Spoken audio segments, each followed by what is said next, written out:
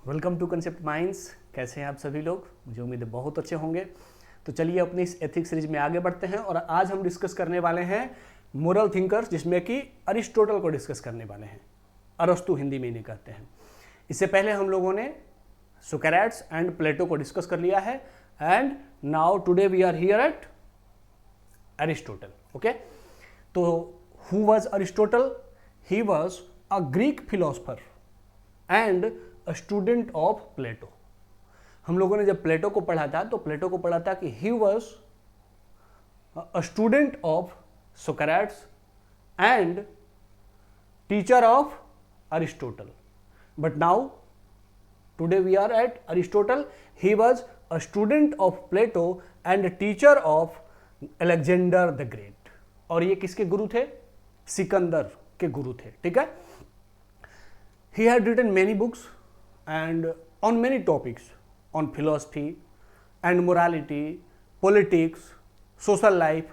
But we are हम लोग जो डिस्कस करने वाले हैं वो इनके जो इथिकल कंसेप्ट हैं उससे जुड़े हुए इनके जो बुक्स हैं उनको। तो अगर उसमें देखें तो इनका एक सबसे फेमस बुक आता है निकोमैकियन एथिक्स, पोएटिक्स एंड मेटाफिजिक्स। ये इनके कुछ प्रमुख बुक्स रहे हैं एंड इनके बारे में कहा जाता है, जैसे जब हम लोग प्लेटो को पढ़ रहे थे तो उनका जब क्रिटिसिज्म कर रहे थे तो कह रहे थे कि his ethical philosophies were not practical और not more practical, but Aristotle was more practical than Plato. इनकी फिलॉसफी रियल लाइफ में कंसेप्ट के रूप में एग्जिस्ट करने लायक फिलॉसफी है, इसीलिए his philosophy is more important than Socrates and Plato. ठीक है, चलिए तो जानते हैं सबसे पहले इनके मोरल फिलॉसफी के किन किन सेगमेंट्स को इन्होंने टच किया। तो सबसे पहला आता है वर्चू एथिक्स। इन्होंने वर्चू एथिक्स मतलब सद्गुण नीति शास्त्र, इस टॉपिक पे इन्होंने बात करी। Second is इयूडेमेनिया। इयूडेमेनिया क्या है? A good life. इन्होंने इयूडेमेनियन एक कंसेप्ट देकर के बताया है कि व्हाट इज गुड लाइफ, इसको एक्सप्लेन किया है। Next one is role of reason. इनकी फिलॉसफी का तीसरा पार्ट है रोल ऑफ रीजन, तर्क का आधार। कोई भी चीज अगर एग्जिस्ट करती है, कोई भी डिसीजंस अगर होते हैं तो उसके पीछे रीजंस होते हैं, उसको इन्होंने एक्सप्लेन किया है। And finally theory of causation, मतलब कोई भी चीज अगर एग्जिस्ट करती है, कोई भी डिसीजन होता है तो उसके पीछे कोई ना कोई कॉज जरूर होता है, तभी वह डिसीजन लिया जाता है। तो ये चार इनकी कोर फिलॉसफी रही है, मोरल फिलॉसफी रही है फॉर एथिक्स। ओके, तो चलिए सबसे पहले आते हैं इनके वर्चू एथिक्स पे। सद्गुण नीति शास्त्र क्या कहते हैं कि key to a good life is cultivating virtues. ये कहते हैं कि व्हाट इज गुड लाइफ? तो कहते हैं कि good life is inculcating virtues. अगर अपने जीवन में आप सद्गुणों को शामिल करते हैं तो सद्गुणों से भरा हुआ जीवन ही सबसे अच्छा जीवन है। अगर जीवन में सद्गुण नहीं है तो it is not a good life. ठीक है, आगे इसको एक्सप्लेन करते हुए कहते हैं कि some virtues are more precious and important. तो वो कहते हैं कि जीवन में बहुत सारे सद्गुणों को अपनाना चाहिए, लेकिन कुछ सद्गुण जो जीवन में होने ही चाहिए, and the first of it is करेज, साहस। कहते हैं कि अगर साहस है, करेज है, तो बाकी सभी सद्गुण आपके लिए यूजफुल हैं। साहस ही सभी सद्गुणों का, बाकी सभी सद्गुणों का आधार है। Courage is the base of every virtues. Okay, कहते हैं अगर करेज नहीं होगा तो बाकी सभी वर्चूज यूजलेस हैं। Next one is prudence. अब कहते हैं prudence is the second important virtue. Prudence मतलब विवेक। आपके पास बुद्धि अगर नहीं है तो आपके पास करेज है, साहस है, लेकिन अगर बुद्धि नहीं है तो बाकी जितने भी वर्चूज हैं वो क्या हैं? यूजलेस हो जाएंगे। आप उनको सही तरीके से यूज नहीं कर पाएंगे। And third one is justice. आपके पास करेज है, बुद्धि भी है, प्रूडेंस भी है, एंड अगर उसके साथ भी जस्टिस का आपके अंदर वर्चू नहीं है, आप लोगों के साथ इक्वालिटी के साथ बिहेव नहीं करते हैं, तो आपके वर्चू के होने का, बाकी और वर्चू के होने का कोई मतलब नहीं है। अगर आप लोगों के साथ रिस्पेक्ट नहीं करते हैं, जस्टिस नहीं करते हैं, आप डिस्क्रिमिनेशन करते हैं, तो फिर बाकी सारे वर्चू यूजलेस हैं। And fourth one is temperance. ठीक है, टेम्परेंस का मतलब होता है संयम, कंट्रोल। कहते हैं कि आपके पास करेज है, प्रूडेंस है, जस्टिस है, ये सभी जरूरी हैं, लेकिन टेम्परेंस बहुत जरूरी है। टेम्परेंस मतलब संयम। आपके पास वेट करना होना चाहिए। आप अपने डिसीजंस को अगर बहुत जल्दी में डिसीजन लेंगे तो यू विल फेल, और किसी को बहुत जल्दी जज करेंगे तो your judgment can be wrong. इसीलिए you have to have temperance. ठीक है, तो कहते हैं जीवन में सबसे जरूरी है courage, second most is prudence, third one is justice and fourth one is temperance. ये चार होने ही चाहिए, उसके बाद बाकी सभी सद्गुण आपके यहां आते हैं। ठीक है, इसको लागू करने के लिए जीवन में वर्चुअस लाइफ कैसे जिया जाए, उसके लिए एक कंसेप्ट लेते हैं, कंसेप्ट ऑफ गोल्डन मीन। क्या कहते हैं कि जो वर्चूज होते हैं, जो आपके सद्गुण होते हैं, वो क्या करते हैं, लाई बिटवीन टू एक्सट्रीम्स। ये दो एक्सट्रीम के बीच में एग्जिस्ट करते हैं, जैसे एक्सेस एंड डेफिशिएंसी। ये दो एक्सट्रीम हैं, बहुत अधिक होना और नहीं होना, दोनों के बीच में जो होता है वही क्या कहलाता है, वर्चू कहलाता है। अब जैसे वर्चू ऑफ करेज, करेज के बारे में बात करते हैं कि करेज क्या है। Courage is between excess bravery and cowardness. कहते हैं कि बहुत अधिक बहादुरी दिखाना भी करेज नहीं है। बहुत अधिक बहादुरी मतलब चलो भाई शेर है जंगल में, मैं बहादुर हूं, चला गया शेर से लड़ने, ये क्या है, इट इज नॉट करेज, ये एक्सेस ऑफ ब्रेवरी है। और दूसरा कि आप इतने कावर्ड हैं, आप में कावर्डनेस है। मतलब करेज क्या है, दोनों के बीच का है, गोल्डन मीन है कि न तो एक्सेस ब्रेवरी और न ही कावर्डनेस, बीच में। मतलब डिसीजन लेते समय रीजन, तर्क के साथ कि सही क्या है, गलत क्या है, और एक मध्य मार्ग लेकर के आओ, वही आपका करेज होगा। ठीक है, तो इसी तरीके से जितने भी वर्चूज हैं, जितने भी सद्गुण हैं, वो किसी ना किसी दो एक्सट्रीम के बीच में एग्जिस्ट करते हैं। अब इसी गोल्डन मीन को बुद्धिज्म में भगवान बुद्धा ने भी इसको एक्सप्लेन किया है। आप लोगों ने मिडिल पाथ ऑफ भगवान बुद्धा सुना होगा, मध्य मार्ग हिंदी में। तो मध्य मार्ग क्या है, गोल्डन मीन है। वो भी कहते हैं कि don't stay at extremes, lie between extremes. कहते हैं कि दो एक्सट्रीम के बीच में रहो, मध्य मार्ग में रहो। तो भगवान बुद्ध जिसे मध्य मार्ग कहते हैं, मिडिल पाथ कहते हैं, उसी को अरिस्टोटल क्या कहते हैं, गोल्डन मीन कहते हैं। ठीक है, अब इसका रेलेवेंस क्या है यूपीएससी के लिए। गोल्डन मीन क्या करता है, analyzing ethical dilemmas by advocating moderation. दो एक्सट्रीम, डायलेमा क्या होता है, जब आप किसी भी दो वैल्यूज के बीच में, दो इक्वल वैल्यूज के बीच में डिसीजन लेने में असमर्थ हैं, तो उस समय गोल्डन मीन आपको हेल्प करता है कि दोनों एक्सट्रीम पर मत जाओ, बीच से कोई रास्ता ढूंढो, निकल जाओगे। अब इसका एग्जांपल क्या है, IAS doctor Samit Sharma, Rajasthan cadre के आईएएस ऑफिसर हैं, and he is a very famous IAS officer there. इनमें वर्चू क्या है, कंपेशन, करुणा, इनके अंदर करुणा है। तो compassion lies between two extremes, between apathy and over, क्या है, ओवर जेनरसिटी। अपैथी मतलब किसी के प्रति कोई भावना नहीं होना, अपैथी कहलाता है। सिंपैथी से पहले आता है, सिंपैथी मतलब सहानुभूति, अपैथी मतलब किसी के प्रति कोई अनुभूति नहीं होना। और ओवर जेनरसिटी, बहुत अधिक उदारता, दोनों सही नहीं है। अपैथी मतलब किसी के सुख दुख से कोई आपको मतलब ही नहीं हो, वो अपैथी हो गया।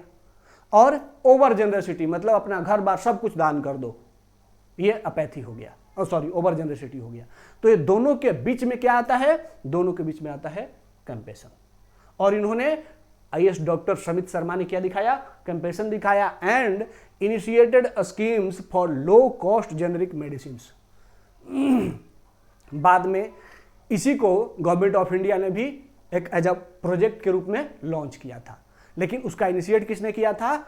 आईएएस डॉक्टर समित शर्मा ने। इन्होंने क्या किया कि दो एक्सट्रीम्स, जेनरिक मेडिसिन का प्राइस लो कर दिया, फ्री नहीं किया, कर सकते थे बट फ्री नहीं किया, ताकि जो मेडिसिन कंपनीज हैं उनका भी जो इनकम है वो बना रहे, और जो पेशेंट्स हैं उनको भी मेडिसिन लो कॉस्ट पे मिल जाए, तो दोनों का वेलफेयर हो।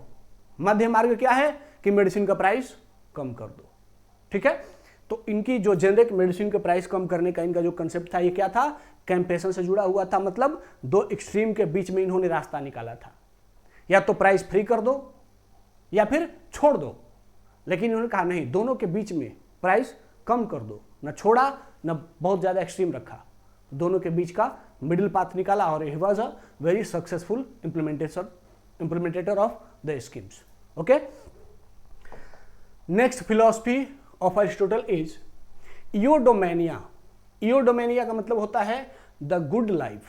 कहते हैं, एक्सप्लेन करते हैं what is good life, तो एक्सप्लेन करते हुए कहते हैं not pleasure और wealth, खुशी से और wealth, संपत्ति से good life नहीं आता है, but living virtuously, सद्गुणों को अपने जीवन में शामिल करके और सद्गुण आधारित जीवन जीना ही गुड लाइफ है। Live with virtue, live with virtue is a good life. आगे और एक्सप्लेन करते हुए कहते हैं true happiness comes from the fulfilling one's potential. कहते हैं जो आप खुशी ढूंढते हो ना, प्लेजर ढूंढते हो, pleasure is not true happiness, वो तुरंत खत्म हो जाएगा। तो कहते हैं कि ट्रू हैप्पीनेस आएगा कहां से? ट्रू हैप्पीनेस आएगा जब आप अपने फुल पोटेंशियल के साथ काम करोगे, तो वो जो सेटिस्फैक्शन मिलेगा वही ट्रू हैप्पीनेस है। ठीक है, जैसे आज के एग्जांपल में आप सभी जानते हैं कि there are so many PhD degree holders working as a clerk और peon in a many offices. PhD की डिग्री लिया है लेकिन क्लर्क के रूप में या चपरासी के रूप में काम कर रहे हैं, तो क्या वो खुश हैं? क्या? They are earning salaries, salary पैसा कमा रहे हैं, but they are not happy because they are not working at their potentials. वो अपने पोटेंशियल पे काम नहीं कर रहे हैं, तो वो खुश नहीं है। तो खुश कौन है? जो इंसान अपनी क्षमता के अनुसार काम कर रहा है वह सबसे अधिक खुश है। ये कौन कह रहा है? अरिस्टोटल कह रहे हैं। और वही जो अपनी क्षमता के साथ काम कर रहा है, सद्गुणों को अपने जीवन में शामिल किए हुए है और तब अपनी क्षमता के साथ काम कर रहा है, तो वही अच्छा लाइफ है। ठीक है, अब इसके लिए इनका जो एक कंसेप्ट है, इसका रिलेवेंस सिविल सर्वेंट्स के लिए देखते हैं। तो ये क्या करता है? सिविल सर्वेंट्स को इंकरेज करता है, किसके लिए? टू प्रायोरिटाइज लॉन्ग टर्म क्या societal wellbeing over short term gains. दीर्घकालिक लक्ष्य बनाओ, लॉन्ग टर्म प्लान बनाओ, न कि शॉर्ट टर्म प्लान बनाओ। एंड ये आपके लिए, सिविल सर्वेंट्स के लिए क्या है? एक प्रमोशन है। जैसे KR Narayanan, we know him, he was a president of India, but before being a president of India he was from a scheduled caste background and lived in a very poverty, बहुत अधिक गरीबी में अपना जीवन जिया। and he proved himself with his potentials and qualified UPSC exam and become IFS officer, Indian Foreign Service officer. He also proved himself there and then become the president of India. तो गरीबी से निकल करके IPS officer बनना और फिर भारत के राष्ट्रपति के पद पर जाना, यह गुड लाइफ है। मतलब इन्होंने अपने फुल पोटेंशियल को यूटिलाइज किया, सद्गुणों के साथ, गलत नहीं किया किसी के साथ, और अपने फुल पोटेंशियल को यूटिलाइज किया, तो पॉवर्टी से प्रेसिडेंट तक की जर्नी पूरी की। It is good life. ठीक है, आगे बढ़ते हैं। अगला कंसेप्ट है इनका the role of reason. Aristotle कहते हैं कि ह्यूमंस आर रेशनल एनिमल्स। जो ह्यूमंस हैं वो क्या है? रेशनल होते हैं, निष्पक्ष होते हैं। And reason is central to their decisions. And वो कोई डिसीजन तभी लेते हैं, कोई काम तभी करते हैं जब उस काम के करने के पीछे कोई कारण होता है। Without reason humans do nothing. किसी भी कारण के बिना इंसान कुछ नहीं करता है। ठीक है, अब इसको एक्सप्लेन करते हुए कहते हैं, एग्जाम्पल अगर हम देखें तो T N. Seshan, he was the chief election commissioner of India. Okay, and what he did electoral reforms, a wide range of electoral reforms, and he became very famous for that. लेकिन उन्होंने किया क्यों, वो इलेक्टोरल रिफॉर्म किया क्यों?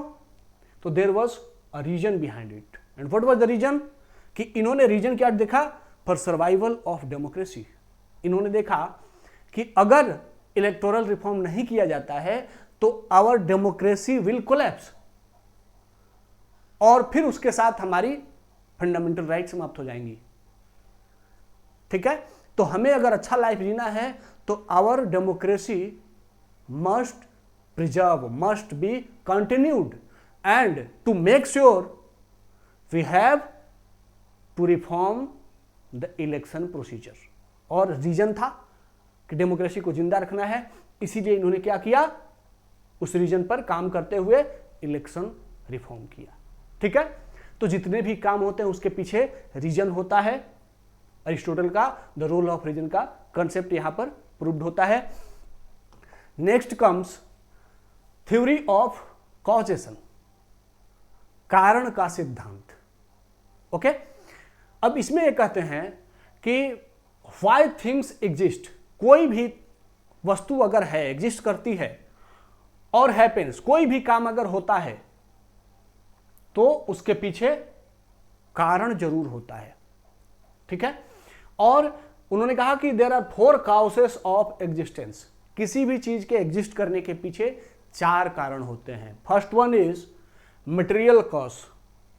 Material cause जैसे कि physical substances, जैसे सपोज करो कोई मूर्ति बनी है, ओके, तो वो मूर्ति अगर है, एग्जिस्ट करती है, तो उसके एग्जिस्टेंस के पीछे कोई, उस मूर्ति के बनने के पीछे कोई मटेरियल है, मिट्टी है। बिना मिट्टी का वो मूर्ति एग्जिस्ट नहीं करती। ठीक है, सेकंड कहते हैं फॉर्मल कॉज। ये क्या है? स्ट्रक्चर। वो मूर्ति तब बनी जब पहले से स्ट्रक्चर पता था कि इसको इसी आकार में बनाना है, तो बनाने का जो नॉलेज है वह क्या है? Formal cause. ठीक है, third one is efficient cause, मतलब एजेंट और फोर्स।